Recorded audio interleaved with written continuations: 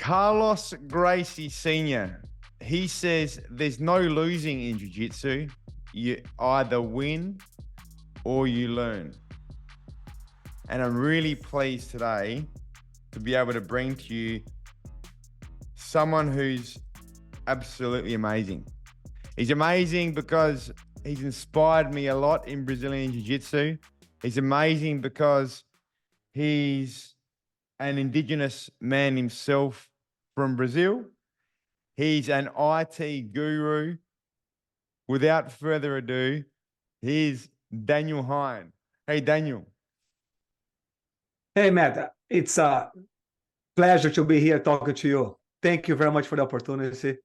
Yeah, I was looking forward to catch up with you for a while, and couldn't have a better and more special opportunity than this one. And by the way, you're always very kind. You're a legend. Thank you very much for the kind words. Yes. Thank you, Daniel. And it's really exciting to have you here on Rolling Through Negotiations.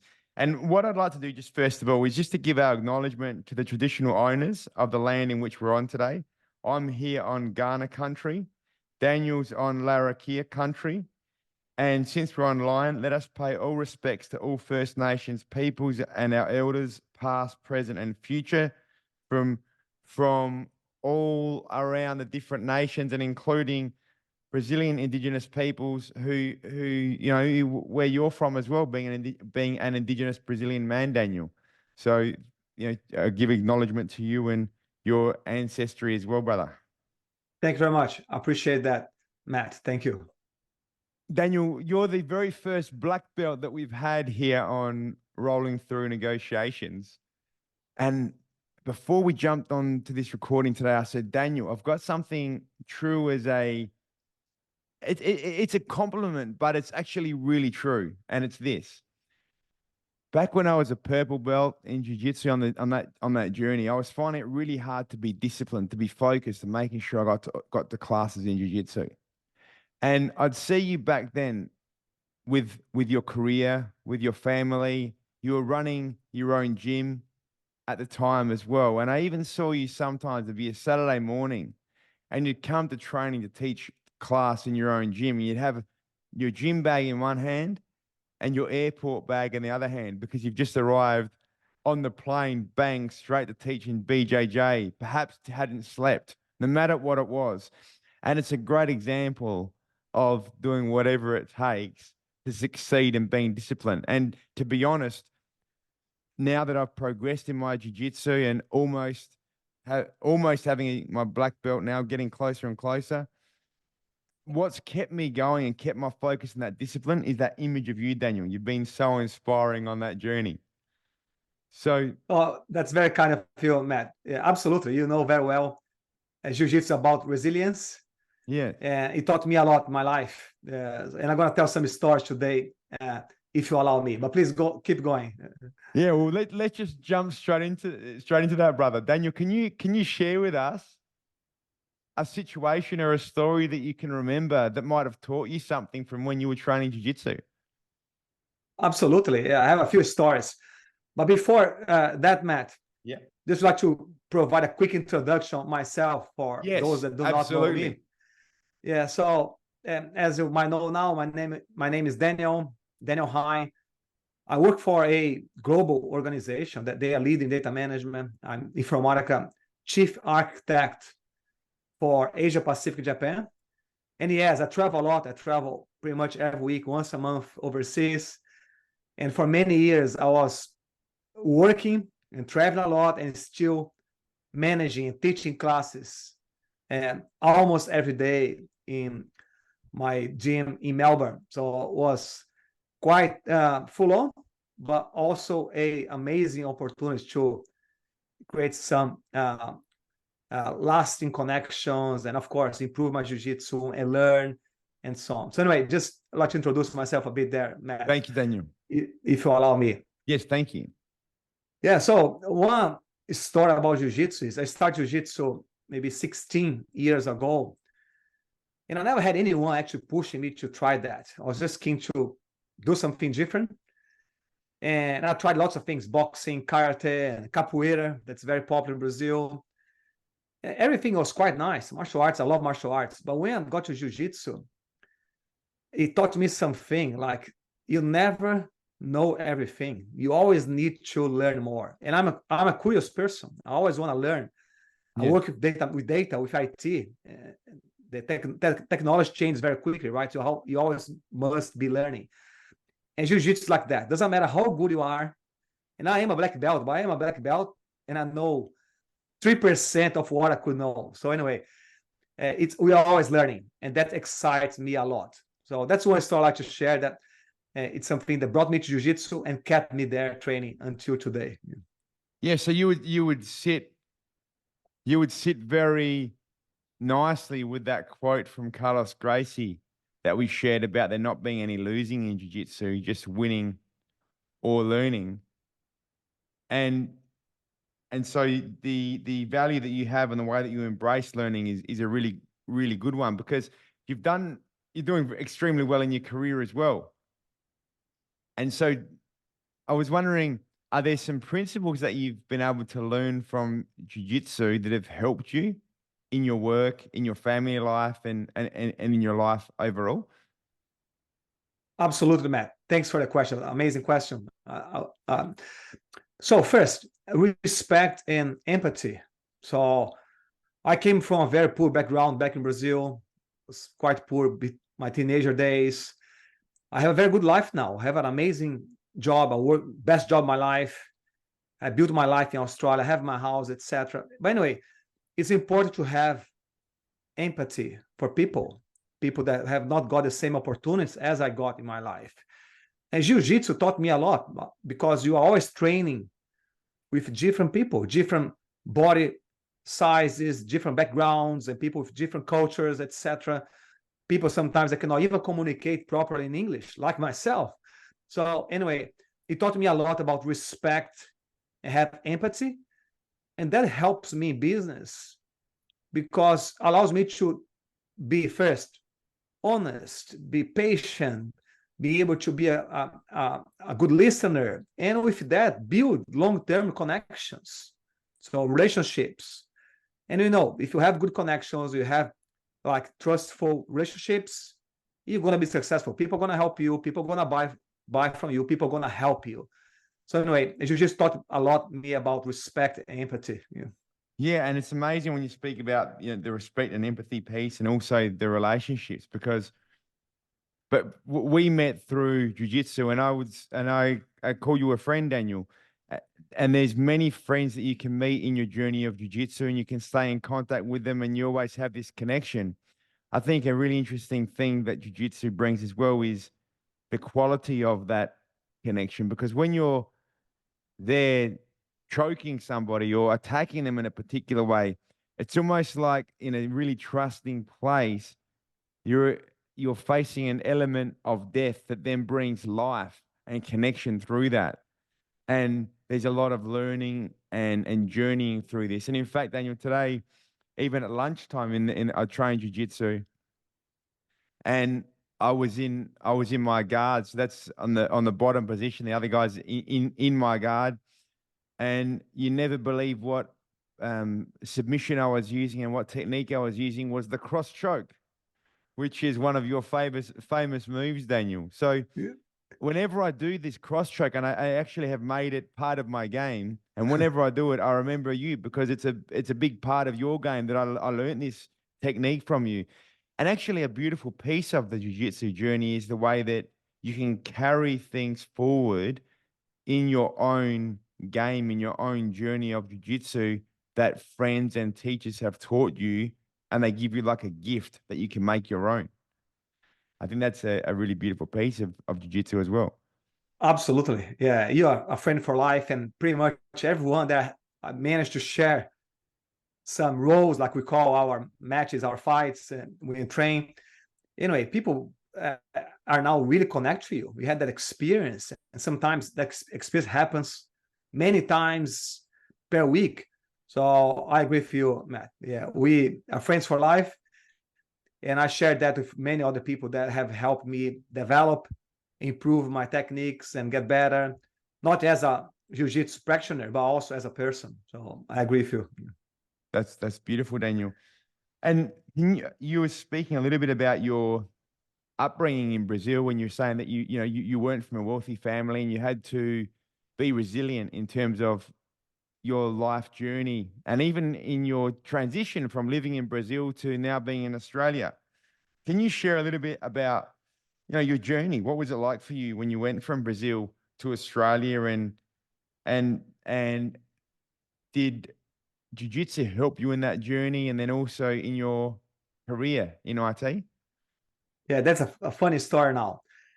I think everyone that trains jiu-jitsu have gone through that. Let's say I am a blue belt. I have 2 years experience or so. And that person in the gym that knows more than you, and you are struggling. Every time you fight that person, you lose. Yeah. You get smashed. And that happens day after day. And what do? You train harder. You try to learn how to escape, how to counterattack. And you keep going. But the person is learning as well. And sometimes takes 1 year, 2 years. But one day, you give that person a hard time. Yes. So anyway, it happens and has happened to me many times. So anyway, going back to your question, when I was trying to get a job in Australia, I was in Brazil. I met a girl that's my wife now, Tatiana. Yeah. And she was a traveler. She loved to travel. She had spent a couple of years in Europe. And I was a poor guy there, poor boy. I said, how am I going to keep this girl?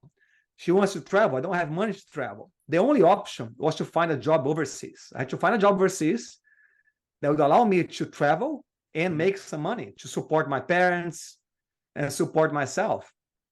I started applying for jobs. I literally sent more than 1,000 resumes to companies in Australia. Yeah. And I was doing that every single day. I was sending at least 10 curriculums to companies in Australia. Yeah. And for months, I didn't get one single response. And then I kept improving my cover letter, getting some recommendations on LinkedIn, improving my resume, getting some certifications, technical certifications. And my wife and my friends, everyone told me, Daniel, give up. I said, I'm not going to give up. I'm going to get a job there. And 6 months later, after more than 1,000 resumes sent to Australia, a company, ASD Group, gave me an opportunity after a few interviews and a long process. Yeah. They trusted me. And I said, I'm never going to forget that. I'm going to pay back. And I believe I did. I worked for them for a few years. And what they did for me was amazing. But anyway, it was lots of patience, resilience, problem solving, trying to improve. You don't just sit down and wait. You have to also improve yourself, try different options and techniques. So anyway, Jiu-Jitsu taught me that. Yes. And I implemented that in my pursuit for a life in Australia. That's an awesome story. And I think that definitely demonstrates the jiu-jitsu journey in that story and applying that into your career. Because if somebody starts off at jiu-jitsu, just say it's their first day, they're going to lose every single role. The role is what we call in jiu-jitsu as being like the sparring session. So they're going to lose again and again and again every class. And if they keep going again, after many, many losses, eventually they might see one chance where they get a good outcome. And it's the never giving up type attitude in the early stages that then can become, through resilience, an opportunity of eventually getting a positive winning outcome in the training. And I think that it's beautiful the way that your story of coming into Australia through love for your wife, who is now your wife, but also through the resilience in terms of that mental strength that you can learn through jiu-jitsu helped you in this way. I think it's a fantastic story that demonstrates this kind of love, but also strength. Absolutely, Matt. And if you allow me to add, yes, I think you might have heard that many times, but being able to adapt, like problem solving, it's key, right, in jiu-jitsu. Yeah. Every single technique has a counterattack. Yes. Like I remember applying graduation tests for my students. Like they have to do 200 techniques to change a belt from, let's say, blue to purple. Yeah. And so anyway, you learn more than 2,000 techniques. Yeah. And each technique has many different small difference chains in technique that we apply that can impact the outcome. And there are different counterattacks and ways to defend. So you never stop learning. So adaptability and problem solving is something that is part of our day-to-day lives practicing jiu-jitsu, right? Any business very similar, right? So each customer I talk, they're different. They have different requirements. They have different challenges they are going through or different experiences. So we need to adapt as well, and most of the time in real time. Yeah. And jiu-jitsu taught me a lot about that. And a final example is when we are training and we are tired or our arm is hurt. I broke my arm a few times. Yeah. Anyway, and you keep fighting sometimes. Someone pops your arm and you have to adapt now. How are you going to fight without using the finger or that arm? Or you are tired, you have to save energy. So adaptability, it's a key feature that we learn training jiu-jitsu that I use a lot in my business life. Yeah, and you wrote an article recently that was published on LinkedIn called Choking Out Inefficiencies, How BJJ Can Teach Us About Effective Data Management. And so these kinds of principles that you're speaking about and drawing on your more than 15 years in BJJ and more than 23 years working with data management, these sound like there's some amazing ways in which you can put together these principles of things like adaptability or problem-solving skills that you can apply from jiu-jitsu into data management. And absolutely, yeah. Sorry, go ahead. Can you share us some more about what you love about the way BJJ helps with effective data management? Yes, for sure. So just provide a bit of background about data management. So it's about the process of collecting data, storing data, organizing data, being able to clean the data, make sense of this data for business operations, to optimize business operations or decision making. So that's what I do. It's a work of data management. It's all about providing better customer experiences, understand challenges, optimizing business processes, and so on. Yes. So what they have in common that I have recognized is, first, they all both require a high degree of attention to detail, right? So I even wrote about that. Jiu-jitsu, if you are fighting there, you're having a roll with someone, and then for 1 single second, you don't pay attention to what's happening, you are not focused, that's it. You're going to be choked out. You're going to have your arm taken from you. So you have to be, of course, focused all the time. Yeah. With data management, in a similar way, you have we have so much data nowadays. We have data in our ERP systems, in our CRM system, like customer data in CRM systems. We have social media.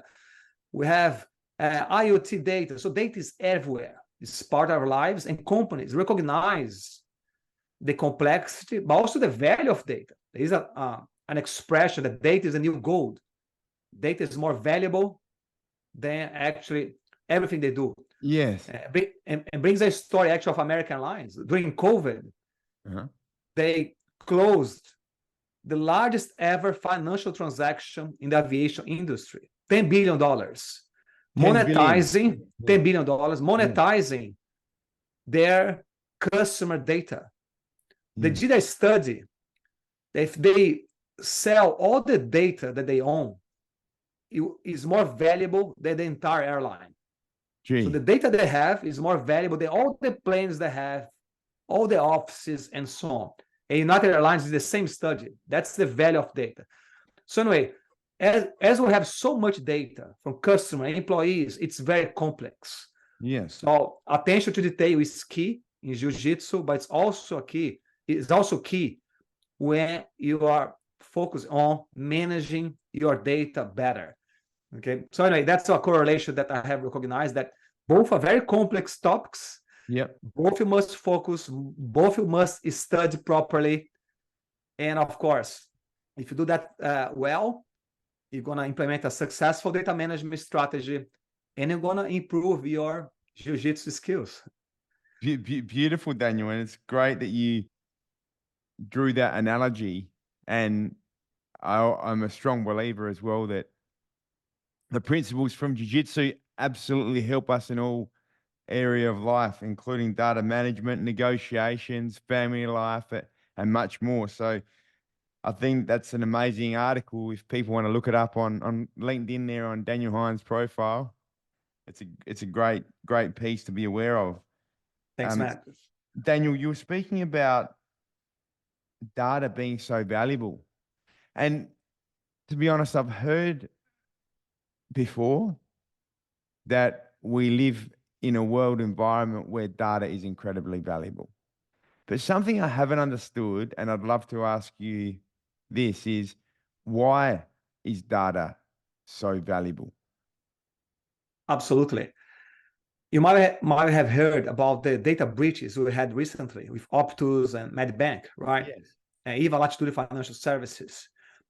So if organizations do not handle data properly, what can happen? Our data now can be exposed. Yes. And can be used for scams and all kinds of things.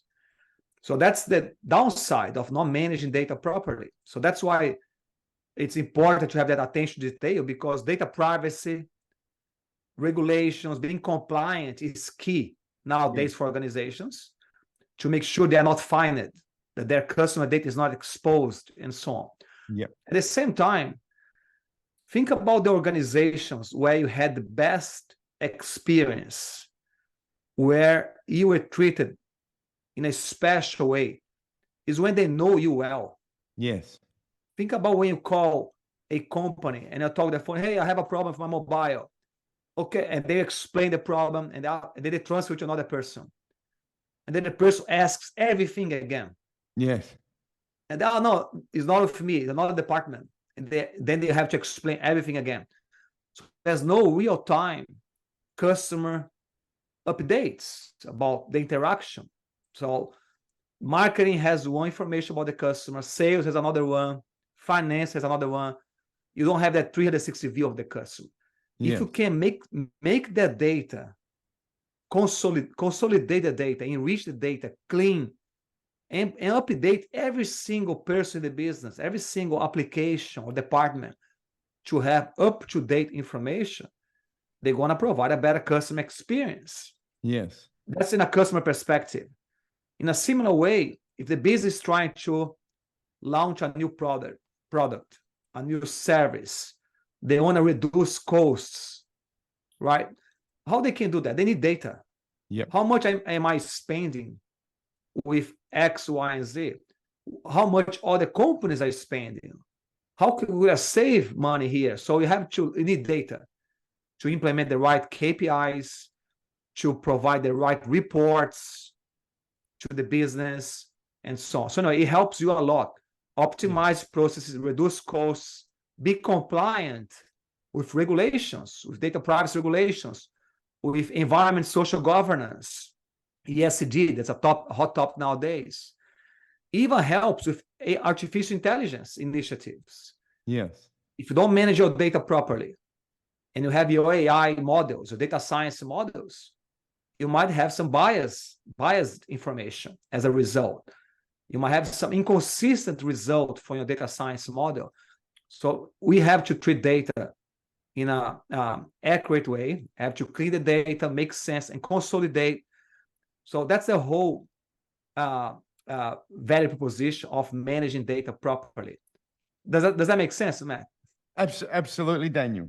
And thank you so much for that explanation. And as I'm hearing you speak about data and also the connection between data management and Brazilian Jiu-Jitsu, I'm thinking about this. So in my own Jiu-Jitsu journey lately, I've been really focusing on my breathing, really focusing on making sure that I can be as efficient and as effective as possible with every single movement. Because I've noticed that if I'm not careful, and I think that if you're doing jiu-jitsu and life and in other areas, if we're doing things and we're not really conscious of what we're doing, how we're moving, how we're using our energy source, like breath, or that energy source might even be data in certain contexts. If we're inefficient in how we're using those things, we can have massively more output than what's necessary with way smaller feedback as a result of that output that's necessary. And so as I'm listening to you speak about the efficiencies of data and the need of data, I'm wondering if data to a business can be like air to a jiu-jitsu athlete. Absolutely. That is an amazing analogy. I love that. I'm gonna use that, by the way. I'm gonna have to let people know that you came up with that. But absolutely, you are 100% spot on. I give you this gift, Daniel, for your inspiration of doing whatever it takes to make sure you get to the jiu-jitsu class, and also for the beautiful cross choke that I've learned from you. I'm happy to be able to give you something back on that. Yes. Yeah. No, I love that. Absolutely. Data. We tend to say to our customers, like, doesn't matter what is the business imperative. If it's business growth, if it's better customer experience or attract new customers, or if it's cost reduction or merge acquisitions or compliance, like, and so on, all these imperatives, they need data. Yes. So if you don't have data, you're going to be guessing. Yes. What's the best strategy? And first, it might work, but it's going to take way longer than if you are leveraging data for decision making. Yes. Which can be like in jiu-jitsu, if you're not using your air properly and your energy properly, then you are doing way too many moves to achieve a particular outcome. You can be very inefficient in all of that, and you can get tired without any real result. But I can imagine the other side, like data. If you're very efficient, you're reading and understanding your data properly, you're using your data properly, and then getting good, perfect feedback on your data, it could have massive impacts into a business too, right? Absolutely, yeah. We know very well the concept of leverage and momentum that we have in jiu-jitsu. Yeah. So knowing how to use leverage in jiu-jitsu translates a lot to understanding power dynamics in negotiations, right? So if you can use leverage properly in jiu-jitsu, you can really save energy. You can really get to a more dominant position and so on.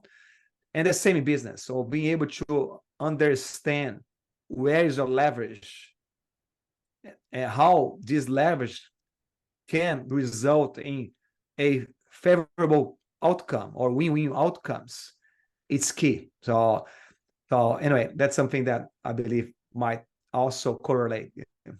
Yeah, beautiful. And Daniel, where does this ability to use jiu-jitsu techniques in negotiations come from? Look, I spoke a bit about adaptability and problem solving that we have to do in jiu-jitsu, patience and timing. Jiu-jitsu is always about timing. Sometimes I get, not sometimes, many times I get myself in a bad position training because I want to learn not just how to attack my opponent, but also how to defend. So then I can learn two things in one single role, as we call sparring. So, but having that patience and timing to defend and attack at the right moment is key. And it's the same with negotiation business, right?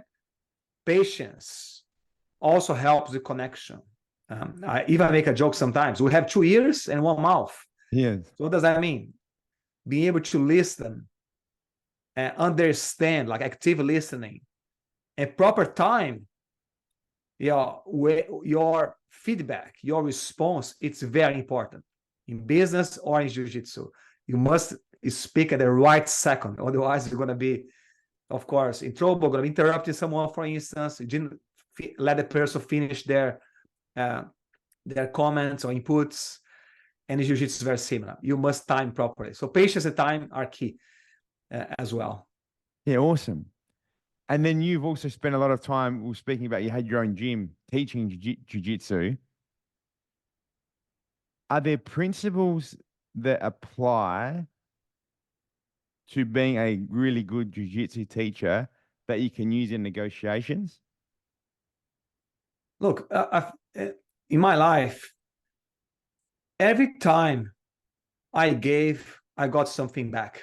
Yeah. Like, I think you give to get. That's one thing that I always had in my life. And I never expect anything. Yes. I never expect, I'm going to do this because then something might happen in the future. But having that open heart and also being able to just give, be like a bit of solidarity and be able to share knowledge. Doesn't matter if it's in the company or it doesn't matter if it's in jiu-jitsu. When you do that, not expecting a financial retribution or something back, yeah, that's when you build long-term relationships. Yes. And I have an example. I used to have a few students that I never charged them. Yes. Because they were my friends. Even though I was working for them many times a week, I was teaching them and never charged them anything. Yeah. Anyway, and I got feedback from some people. Daniel, you have a business. You have to charge them. So look, they're my friends. I'm not going to charge them, and that's fine. These friends, they helped me way more in my life. One was a plumber. Yeah. Anyway, he used to offer, Daniel, can I go to your place and fix the gutter and fix pipes, anything you need? And he did more work for me Yes. than I ever taught him in jiu-jitsu. So if you consider financially, what he gave me was way more. Yeah. Another student, I never charged him. When I had my baby, my first kid, Kai, Yeah. he literally gave me everything I needed for my kid. Yeah. Cot, pram, toys, everything. And kept giving things to me because I had two grown-up kids, had lots of things in his garage. Anyway, it's funny how in life, if you do good things, they come back. Yes. And if you do bad things, sometimes they come back as well. So what I try to focus is trying to do good. So at work, I always try to help people, to share knowledge. If I learn something, the same week I'm sharing for other people. Yes. And some people like to protect knowledge. No, if I'm the only person who knows this, I'm going to be special. I always share knowledge, and that makes me grow where I work. I have changed roles 7-8 times in 7 years. Yes. Just because I help people, not because I'm very smart. No, I work hard, but not because I work hard. The key reason is that I help people. I don't say no, and I'm here to help everyone to be successful, to do their jobs better. Anyway, that's a lesson for my life in my life, that every time I helped someone, it came back. So I like to share that. Yeah, that's beautiful, Daniel. And I really appreciate hearing this. And for listeners who tune in each week when the new episodes of Rolling Through Negotiations come out, for listeners like this, to be able to hear your explanation about giving and helping people, I think is amazing, because we've had guests come on and speak about relationships being a really important piece for negotiations. And people speak about relationships and honesty and trust and values, and there's a lot of pieces that go into having good relationships with people. But I feel like in what you've shared here about helping others and also giving to others is a really beautiful pathway into having positive relationships and really good connections with people. So the way you've explained about giving and helping people has been fantastic. So thanks for that wisdom, Daniel. It's a pleasure, Matt. Yeah, give to get. That's my motto, and it has helped me a lot in my life. Many people have helped me in my life. I'm very grateful to many people. So anyway, it's a honor to be able to talk about that here today. Thank you for the opportunity, Matt. Yeah, and Daniel, I really feel a sense of respect and some form of connection as well with your indigenous heritage. And I was wondering if you can explain a little bit about your indigenous heritage and your family connection Absolutely. to Brazilian indigenous people. Absolutely, Matt. So I spoke about my mother's family having an indigenous background, and they were, I even have some photos of their house. I used to go there almost every 2-3 months when I was living in Brazil. She lived in a house with no oven, no heating, no AC, 2 bedrooms house, very, very old. Think about a house that has no painting, mold on the walls. And so she used to cook food using just wood from branches, etc. Yeah. So anyway, but this grandmother and my grandfather as well, they used to have that sense of community, of sharing. If they had some potatoes or fruits, they would share with the neighbors. And when I was young, I didn't understand that. But that was part of their heritage, about sharing resources, treating the land properly. So making use of the land, making use of the water, of the waste, everything. So about recycling, plastics, everything. So anyway, and I didn't know where that came from. But then after a while, I recognized that it was from their background. It was all about making use of resources, being part of a community, about sharing what you have, because you cannot plant everything. So they could plant maybe 10 things, but the other family could plant other 5 things. And now they could share things, not expecting things back. If I share you some fruits, some mangoes, maybe I'm going to get some papayas from you. And that's something I learned from them that was quite special. So I love it. Yeah, and I think it's amazing that when I asked you this question about your own indigenous heritage, you come back to that place of speaking about sharing and essentially helping people. And then I was asking you before about BJJ and being a really good teacher in BJJ, and you were speaking about sharing and helping people. And it's really interesting because we've had a guest recently on Rolling Through Negotiations who is a purple belt in Jiu-Jitsu and was speaking about similarities between his indigenous heritage and Jiu-Jitsu journey. And I think it's really interesting hearing you come with this answer and sharing these points about giving and helping people really from both perspectives. With this in mind, can I ask you, Daniel, do you feel like there are similarities between Jiu-Jitsu and your indigenous heritage? That's a good one. I didn't think about that.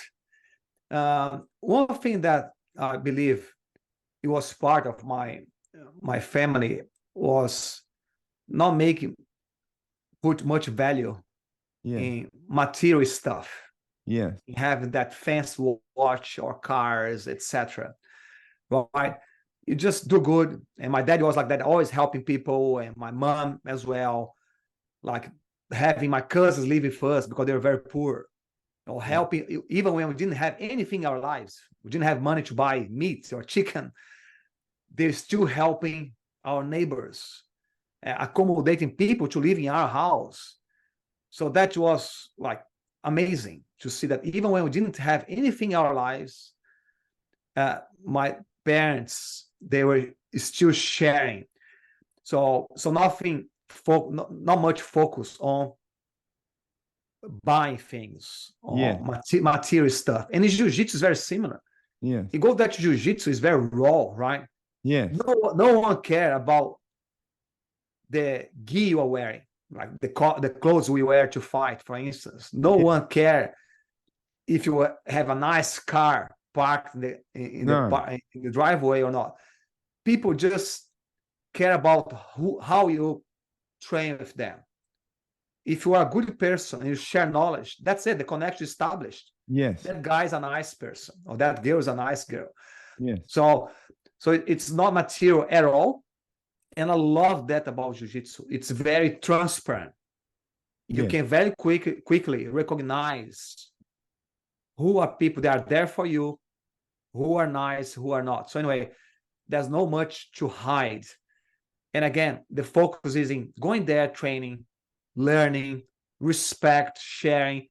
So yeah, it's amazing that you're gonna see the millionaire Yes. and the very poor person train the same place, and they are equal. So that's amazing. I love that. Yes, and you reminded me something here now as well, which is about the way you can really see who people are when you're doing jiu-jitsu. And I think it's like you say, because everybody goes onto the jiu-jitsu mats wearing the same uniform. It doesn't matter if they work, in a coal mine, or if they're a brain surgeon. If they're doing jiu-jitsu, they're going onto the mats wearing the same uniform and training the same techniques in the same ways. And so you get this sense of community. I think it's also really interesting when you're training jiu-jitsu with somebody, because I feel like if I sit in a room with somebody for hours, but I don't touch them, we're just speaking. Or if I go to jiu-jitsu and have a 6 or 8 minute training session where it's body on body with that physical contact in the rolling session, for example, I feel like I can learn a lot more from that closeness of the jiu-jitsu training session, and I can understand a lot more about what this person is about by the way they apply themselves into the jiu-jitsu movement. I think that's a really incredible piece as well. And I was feeling like there's some of the points where you're coming from in what you just shared as well, Daniel. So thanks. Absolutely, Matt. Yeah, no worries. Pleasure. Daniel, we've reached this point of the episode where we give listeners some key valuable resources and tools that they can use in their very own negotiations. And these are 3 takeaway points from the many brilliant points that you've shared, Daniel. I feel that one of the great resources for negotiations that we've been speaking about and that you've shared is really understanding your values. And through jiu-jitsu, having a development of problem-solving skills, but also working and living and operating in your negotiations from a place of respect, empathy, honesty, resilience, and by that the principle of understanding your values to negotiate really strong negotiation outcomes. Another beautiful piece that you've shared is about connections. It's about giving to people and helping people as a way of forming genuine connections. And by giving and helping people, that can be a really powerful way of developing proper, fantastic relationships with real people that helps with negotiation outcomes. And the third takeaway tool is in the way that BJJ really helps in all areas of life. So it helps in terms of being able to give attention to detail, helps in terms of your own data work. So being able to apply jiu-jitsu principles in different contexts, including negotiations. Daniel Hein, you're an absolute legend. And just before we wrap up this episode, I'd just like to ask you, is there anything else you'd like to share with listeners about negotiations or jiu-jitsu? First, I'd like to share that you are an inspiration, Matt. So I really appreciate the opportunity, what you are doing, your leadership as well, talking to many other indigenous leaders in Australia and all the publications, etc. Your work. So it's inspiration for me. And I want to learn more, and if possible, collaborate more as well. So well done, mate. I really appreciate the opportunity. No, but yeah, I think I spoke too much. As you know, I speak a lot. But thank you very much for the opportunity, Matt. I really appreciate that. Thank you. Daniel, you're an absolute champion. Us. Us, mate. Thank you. Thanks again for the opportunity. Yeah.